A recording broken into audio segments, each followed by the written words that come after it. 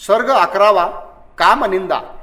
तेव्हा मुख्य मित्र मगधराज बिंबिसाराने अशा प्रकारे प्रतिकूल वचन उच्चारल्यावर कुल आणि सो आचरणाने पवित्र अशा शुद्धोधनाच्या पुत्राने शांतपणे व विकाररहित अविचल भावाने हे वचन उच्चारले.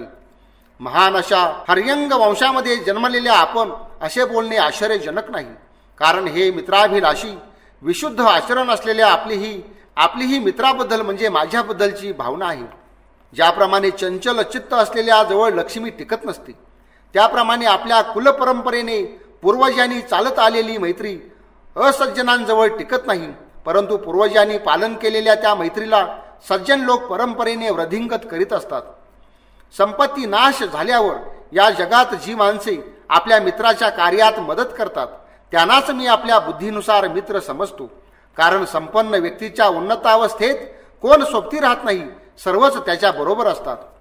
अशा प्रकारे या जगात धनसंपत्ती मिळवून जे लोक ती आपल्या मित्र व धर्मासाठी खर्चितात त्यांचीच धनसंपत्ती सार्थक ठरते. कारण शेवटी ती नष्ट झाली असता दुःखदायक ठरत नाही.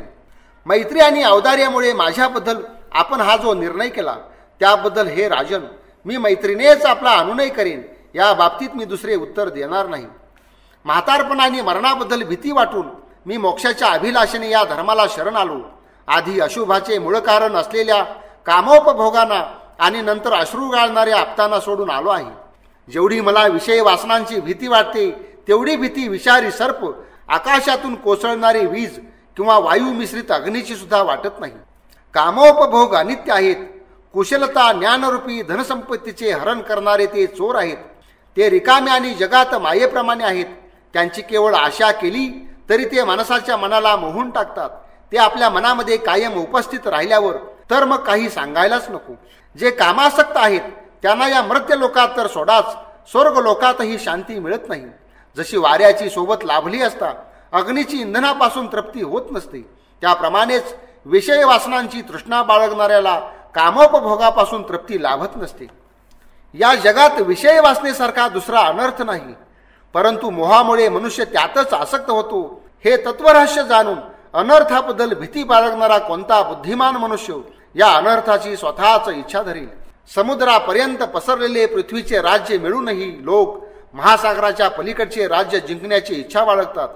ज्याप्रमाणे असंख्य नद्यातून वाहत जाणाऱ्या पाण्याच्या प्रवाहाने समुद्राची तृप्ती होत नसते, त्याप्रमाणेच मनुष्य प्राण्याला या जगात कामोपभोगांपासून तृप्ती लाभत नाही. देवतांनी सुवर्णाचा पाऊस पाडून देखील, चारही द्वीपांना पूर्णपणे जिंकून देखील आणि इंद्राचे अर्धे आसन मिळून देखील मांधता राजाला कामोपभोगापासून तृप्ती लाभली नाही. जेव्हा व्रत्राच्या भयाने इंद्र लपला होता तेव्हा देवतांचे राज्य भोगून देखील, नहुशाने आपल्या अभिमानामुळे महर्षींकडून आपली पालखी वाहवून देखील तो स्वर्गातून खाली जमिनीवर आला तरी सुद्धा त्याला विषय वासनेपासून तृप्ती लाभली नाही. तेव्हा राजा ऐड, इडेचा पुत्र पुरुरवा स्वर्गात प्रविष्ट होऊन त्या उर्वशी देवीला वश करून देखील कामविषयांमध्ये अतृप्तच राहिला आणि लोभग्रस्त होऊन ऋषींकडून सोने हरण करण्याच्या इच्छेने तो नाशाला प्राप्त झाला. जे विषयी राज्य बलीकडून महेंद्राला, महेंद्राकडून नहुशाला, नंतर नहुशाकडून महेंद्राला प्राप्त झाली, त्या भाग्य समूहाला विक्षिप्त करणाऱ्या विषयांचा स्वर्ग अथवा पृथ्वीवर कोण विश्वास ठेवी. वल्कल वस्त्र धारण करणाऱ्या, मुळे फळे व जलाचा आहार करणाऱ्या भुजंगाप्रमाणे दीर्घ जटा धारण करणाऱ्या, ज्यांना तपश्चर्ये व्यतिरिक्त दुसरे कार्य नाही, त्या मुनींनी देखील त्यागेलेल्या कामविषयी नावाच्या शत्रूंचा कोण शोध करील. तीक्ष्ण शस्त्रधारी उग्रायुध राजा जो विषयांमुळे भीष्म पितामहांकडून मृत्यूला प्राप्त झाला, त्या कामविषयाचे चिंतन देखील अमंगल आहे, पापमूलक आहे आणि सदाचार्यांना सुद्धा घातक आहे. मग असंयमी जनांबद्दल काय बोलावे. कामविषयांमध्ये स्वाद कमी आहे आणि बंधने अधिक आहेत, त्याने तृप्ती मुळीच होत नाही. ज्याची सज्जनाने निंदा केली आहे आणि जे पाप नियत आहे असे जाणून सुद्धा त्या कामनावाच्या विषयाला कोण ग्रहण करील. शेती इत्यादी क्लिष्ट कर्मांनी त्रस्त पीडित राहणाऱ्या कामासक्त लोकांचे दुःख पाहून, विषयांमध्ये अनासक्त राहणाऱ्यांचे स्वास्थ्य सुखशांती पाहून ज्ञानी संयतात्म लोकांनी कामोपभोगांचा त्यागच केला पाहिजे. कामोपभोगी विषयी पुरुषाच्या ठिकाणच्या रूपसंपत्तीला संकट समजावे, कारण कार्यसिद्धी झाल्यावर मद येतो. मदांध मनुष्य नको ते कार्य करतो, शुभ कार्य करीत नाही. त्याच्याने घायाळ होऊन तो दुर्गतीला प्राप्त होतो.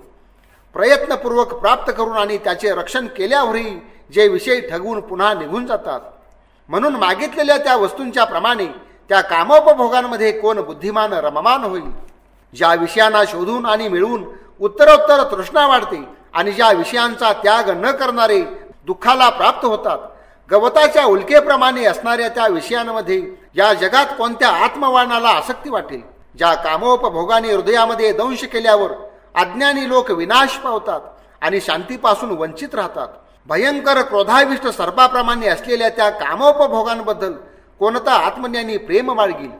ज्याप्रमाणे भुकेलेली कुत्री हाडे चघळून तृप्त होत नाहीत, त्याप्रमाणेच ज्या कामोपभोगांचा उपभोग घेऊन देखील लोकांना मुळीच तृप्ती मिळत नाही, त्या जीर्ण हाडांच्या सापड्याप्रमाणे असलेल्या कामोपभोगांबद्दल कोणा जितेंद्रियाला आसक्ती वाटेल.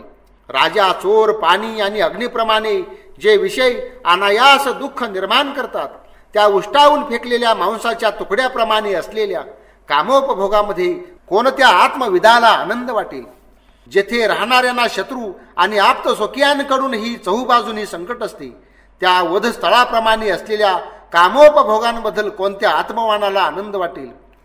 पर्वतावर, अरण्यामध्ये, पाण्यात आणि समुद्रामध्ये ज्या विषयोपभोगांसाठी धावपळ करीत लोक भ्रष्ट होतात, झाडाच्या टोकावर असलेल्या फळाप्रमाणे असणाऱ्या त्या विषयोपभोगांमध्ये कोण विद्वानाला आनंद वाटेल. नानाविध प्रयत्नांनी प्राप्त करून देखील जे क्षणार्धात नाश पावतात, अशा त्या स्वप्नातील उपभोगाप्रमाणे असलेल्या कामविषयांमध्ये कोणत्या आत्मवानाला आनंद वाटेल. ज्यांना मिळवून, वाढवून आणि पालन करून देखील लोकांना शांती लाभत नाही, अग्नीतील निखाऱ्याप्रमाणे असलेल्या त्या कामोपभोगांबद्दल कोणत्या संयतात्म्याला आनंद वाटेल. ज्यांच्यासाठी कौरव, वृष्ण्यंधक व मेखलदंडक विनाशाला प्राप्त झालेत, त्या वधस्थळातील तलवार आणि ओंडक्याप्रमाणे असलेल्या त्या विषयोपभोगांबद्दल कोणता आत्मवान आनंद मानेल. ज्यांच्यामुळे परस्पराबद्दल वैर वाढून सुंद आणि उपसुंद नावाचे असुर नाश पावले, मैत्री सौहार्दाला तोडून टाकणाऱ्या त्या विषयोपभोगांबद्दल कोणत्या आत्मवानाला आनंद वाटेल. ज्यांच्या प्राप्तीसाठी लोक स्वतःला पाण्यात, अग्नीमध्ये, हिंस्र प्राण्यांच्या जबड्यात झोकून देतात, त्या शत्रूप्रमाणे अशुभ करणाऱ्या विषयोपभोगांबद्दल कोणत्या आत्मविदाला आनंद वाटेल.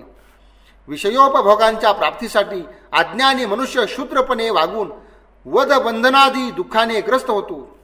विषयोपभोगांची तृष्णा बाळगणारे हे बिचारे जीव हीन दीन होऊन कष्ट आणि मृत्यूला प्राप्त होतात. गीताच्या आवाजाने हरिणांना वधाकरता फसवले जाते. रूपाकरता पतंग अग्नीमध्ये उडी घेतात. आमिषाला बळी पडून मासे लोखंडी काटेरी गळ गिळतात. म्हणून संकट हाच विषयोपभोगाचा परिणाम आहे. कामविषय हे उपभोगाकरता आहे असे जे मत आहे, परंतु कोणतेही कामविषय भोगामध्ये गणले जाऊ शकत नाहीत. कारण वस्त्रादी गुणद्रव्ये हे फक्त दुःखाचे प्रतिकार स्वरूप आहेत असे समजले जाते. जसे तहान शमवण्यासाठी पाणी आवश्यक आहे, तसेच भूक शमवण्यासाठी भोजन आहे. वारा, ऊन व पावसापासून संरक्षण करण्यासाठी घर आणि थंडी निवारण करण्यासाठी वस्त्र हे आवश्यक आहे. त्याप्रमाणेच झोपेच्या शमनासाठी शय्या, रस्त्याने चालण्याचे श्रम दूर सारण्यासाठी वाहन, तसेच उभे राहण्याचा थकवा नष्ट करण्यासाठी बसायला आसन आणि शरीर स्वच्छ धुण्यासाठी, आरोग्य व बलप्राप्तीसाठी आंघोळ आवश्यक आहे. म्हणून नैसर्गिक दुःखाच्या प्रतिकाराचे निमित्त रूप असलेल्या विषयांना लोकांचे भोग म्हणता येत नाही. दुःखाचा प्रतिकार करण्यात प्रवृत्त झालेला कोण शहाणा मनुष्य मी भोगांचा भोग घेतो आहे असे म्हणेल. पीत जोराने जळणारा जो मनुष्य शीतोपचाराला भोग समजतो, दुःख प्रतिकाराच्या उपायामध्ये गुंतलेला तोच मनुष्य या विषयांना भोग असे नाव देईल. कारण विषयांमध्ये एकसारखेपणा नाही, अनेकता आहे. यामुळे देखील मी विषयांना भोग मानित नाही. कारण जे कोणते पदार्थ सुखद वाटतात तेच पुन्हा दुःखदायी ठरतात. कारण वजनदार कपडे हिवाळ्यात सुखदायक आणि उन्हाळ्यात दुःखदायक ठरतात. चंद्रकिरणे व चंदन उन्हाळ्यात सुखद परंतु हिवाळ्यात दुःखद वाटतात. या जगात हानी व लाभ इत्यादी द्वंद्व सर्वांबरोबर लागलेले आहे. म्हणून यामुळे देखील या जगात कोणीच मनुष्य अतिशय सुखी किंवा अत्यंत दुःखी असा असत नाही. सुखदुःखाला परस्परात मिसळलेले पाहून राज्याधिकार आणि दास्याला मी सारखेच मानतो. राजाही काही सदा सर्व काळ हसत नाही किंवा दासही सदोदित दुःखी त्रस्त राहत नाही. राजेपणात अज्ञान आदेशाचे आधिक्य असल्यामुळे राजाची दुःखेही फार मोठमोठी असतात. निराधारपणे प्रवाहात वाहणाऱ्या लाकडी ओंडक्याप्रमाणे राजा प्रजेकरता सतत खिन्न उदास राहत असतो.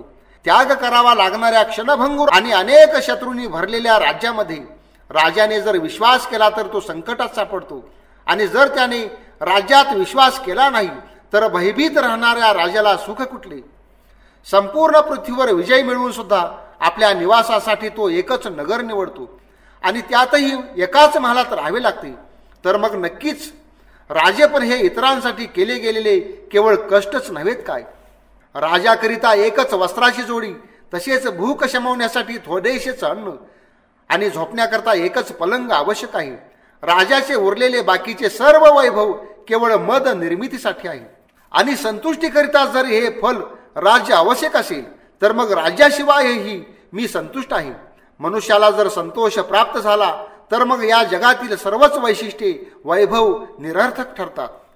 म्हणूनच कल्याण आणि मंगलमय मार्गावर आरूढ झालेला मी कामोपभोगांकडे वळविला जाऊ शकत नाही. मैत्रीचे स्मरण करून आपण मला वारंवार म्हणायला पाहिजे की प्रतिज्ञेचे अवश्य पालन करा. मी रागाच्या भरात वनात आलेलो नाही, किंवा शत्रूच्या बाणाने मुकुट पडल्यामुळे किंवा एखाद्या विशिष्ट फलप्राप्तीच्या अभिलाषेने देखील आलो नाही. म्हणून मी आपले म्हणणे मान्य करीत नाही. जो दंश करणाऱ्या क्रोधित सर्पाला किंवा जाळणाऱ्या जळत्या कोलिताला सोडून देऊन पुन्हा ते धरण्याचा विचार करील तोच कामविषयांचा त्याग करून पुन्हा त्यांचा अंगीकार करील. आणि जो दृष्टी असलेला आंधळा होण्याची, स्वतंत्र असलेला बंदिस्त होण्याची, श्रीमंत असलेला गरीब होण्याची, स्वस्थ चित्त असलेला वेडा होण्याची इच्छा करील तोच कामोपभोगी होण्याची इच्छा धरील. एखादा भिक्षान्न ग्रहण करतो म्हणून तो दयेस पात्र नाही. तो बुद्धिमान तर जरा मृत्यूच्या भयाच्या पार जाऊ इच्छितो. ज्याला या जगामध्ये श्रेष्ठोत्तम सुख आणि शांतीचा लाभ झाला आहे त्याची दुःखे परलोकातही नाश पावतात. अगणित संपत्ती असून देखील जो नेहमी तृष्णेने ग्रस्त असतो, या जगात इहलोकामध्ये जो सुखशांती मिळवित नाही आणि परलोकातही दुःखाने ग्रस्त होतो, तोच दयेला खरोखर पात्र आहे. अशा प्रकारे आपले बोलणे आपल्या ज्ञान आचरण आणि वंशानुरूप आहे, तसेच प्रतिज्ञापूर्ती करणे हे माझ्या ज्ञान आचरण आणि कुलानुरूपच आहे. मी तर संसाररूपी बाणाने विद्ध होऊन शांती प्राप्त करण्याच्या अभिलाषेने ग्रहत्याग केला आहे. स्वर्गाचे निष्कंटक राज्य देखील मला मिळवायची इच्छा नाही, तर मग या मृत्य लोकांचे राज्य मिळवण्याचा प्रश्नच कुठे उपस्थित होतो. हे राजन, संपूर्ण रूपाने त्रिवर्गाचे म्हणजे धर्म, अर्थ व कामाचे सेवन करण्यातच पुरुषार्थ आहे असे आपण मला जे म्हणालात त्यातही मला अनर्थच दिसतो. कारण त्रिवर्ग नाशिवंत असून संतोषदायकही नाहीत. ज्या ठिकाणी वार्धक्य, भीती, रोग, जन्म, मृत्यू आदी मानसिक विकार किंवा रोग यापैकी काहीही नाही, त्यालाच मी सर्वश्रेष्ठ पुरुषार्थ मानतो. कारण त्यासाठी वारंवार कर्म करावे लागत नाहीत. म्हातारपणची वाट पहा, तारुण्यावस्थेत विकार असतात असे आपण जे म्हणालात ते सुद्धा निश्चित नाही. कारण बहुधा असे दिसून येते की वार्धक्य अवस्थेमध्ये अधीरता आणि तारुण्य अवस्थेमध्येच धैर्य असते.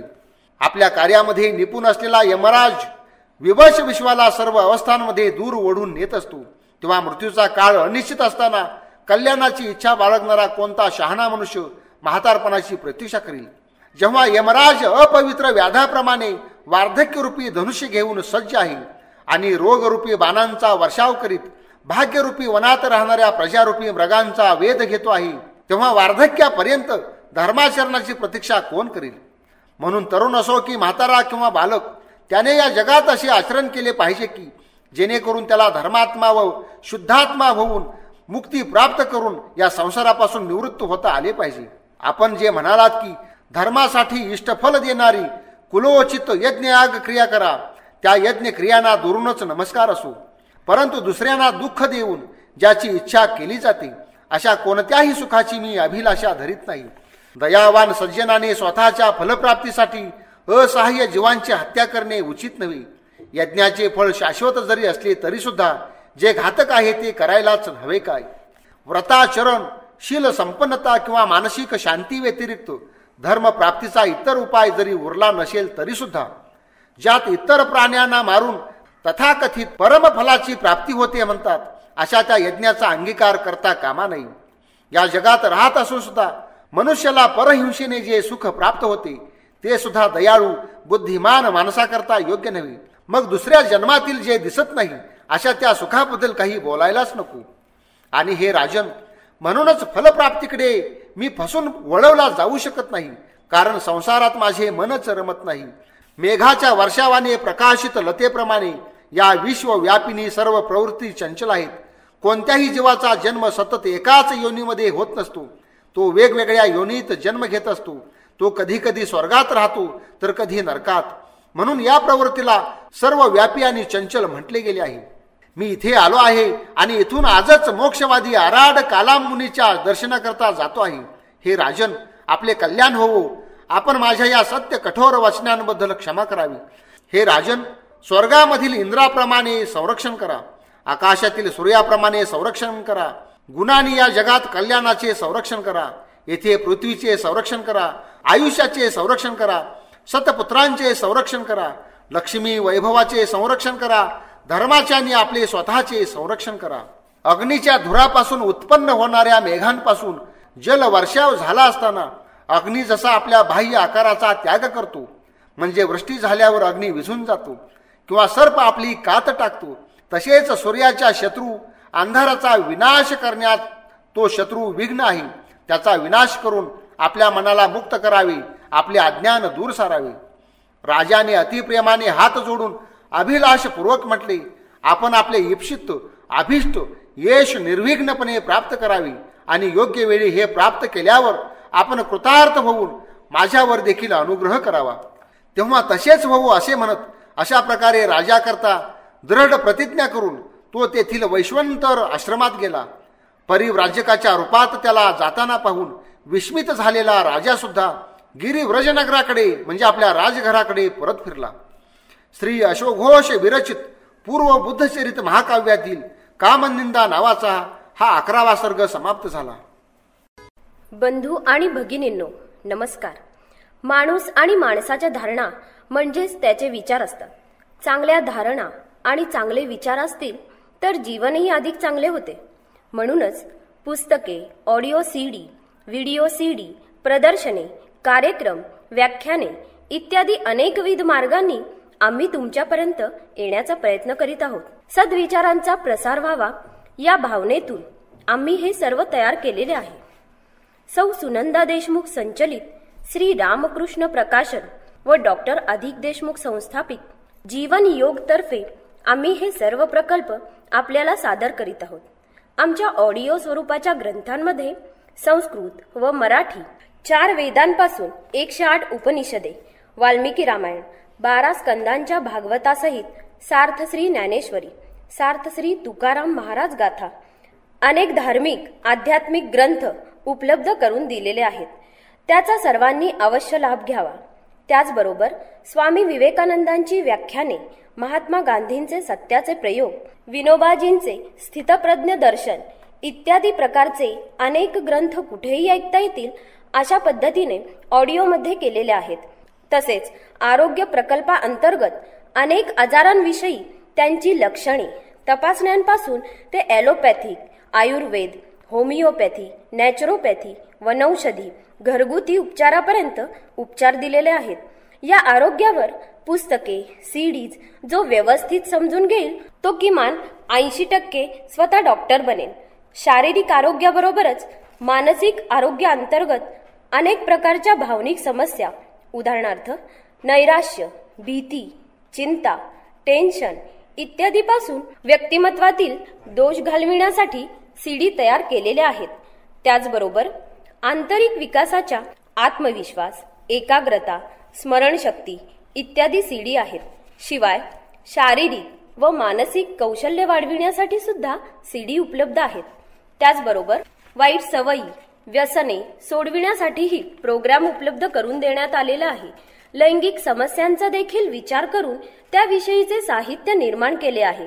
सर्वात महत्त्वाचे म्हणजे श्रीमंती व समृद्धीसाठी अनेक सीडी उपलब्ध केलेल्या आहेत. सक्सेसफुल लाईफसाठीही सीडी आहेत. मॅनेजमेंट अँड स्किल्स विकसनासाठीही सीडी आहेत. तसेच समृद्ध जीवनासाठी मानसिक बळ कसे मिळेल अशा अनेक प्रोग्रामिंगच्या सीडी आहेत. तसेच ध्यान व अध्यात्माच्याही सीडी आहेत. तसेच निरक्षर माणसाला सुद्धा सहजपणे इंग्लिश बोलता यावे यासाठी आम्ही इंग्रजी बोलण्यासाठीचा विशेष प्रोग्राम तयार केलेला आहे. आमच्या पुस्तकामध्ये अग्रेसर ठरलेली पुस्तके म्हणजे कोट्याधीश व्हा, मी यशस्वी होणारच, practical mind programming, law of attraction आणि व्यक्तिमत्व विकासाची अशा प्रकारची शेकडो पुस्तके आहेत. कोट्याधीश व्हा या पुस्तकाने आजपर्यंत अनेकांना खरोखर कोट्याधीश बनवले आहे. डॉक्टर देशमुख यांच्या संकल्पनेतून व त्यांच्या लिखाणातून हे सर्व प्रकल्प उभे राहिलेले आहेत. अगदी आपण म्हणतो ना, जो जे वांछील तो ते लाहो, याप्रमाणे त्यांनी हे सर्व निर्माण केलेले आहे. त्यातील त्यांचे विचार नीट समजावून घेऊन जो प्रत्यक्ष आचरणात आणील त्याचे जीवन खात्रीने बदलेल असा आमचा ठाम विश्वास आहे व तसा प्रत्यक्ष अनुभवही आहे. डॉक्टर अधिक देशमुख म्हणतात, मला एक असा मार्ग सापडला आहे जो त्या मार्गाने जाईल तो निश्चितपणाने समृद्ध व आनंदी जीवन जगेल. यांनी निर्माण केलेल्या शेकडो सीडी पुस्तके यांचा अवश्य लाभ घ्यावा. एक निरामय, आनंदी, सुखी, श्रीमंत व समृद्ध जीवनाला प्रारंभ करा. अत्यंत प्रभावीपणे माणसाला आतून बाहेरून बदलणारी हंसक्रिया ध्यानाची शिबिरे घेतली जातात. तसेच money course, change yourself, mind power and programming इत्यादी प्रकारच्या कार्यशाळा घेतल्या जातात. लाईफ ट्रान्सफॉर्मिंग अशा या कार्यशाळेचा सर्वांनी अवश्य लाभ घ्यावा. अधिक माहितीसाठी आमच्या पत्त्यावर किंवा मोबाईलवर संपर्क करा. या आमच्या प्रबोधन यज्ञामध्ये ज्यांना सहभागी व्हायचे आहे त्यांनी सुद्धा संपर्क करावा. आमच्याशी संपर्क करण्यासाठी पुढील पत्ता लिहून घ्या. श्री रामकृष्ण प्रकाशन 37/15 तानाजी नगर, धनकवडी, पुणे 43. Mobile number 98 50 66 65 81. तुम्हा सर्वांना शुभेच्छा. धन्यवाद.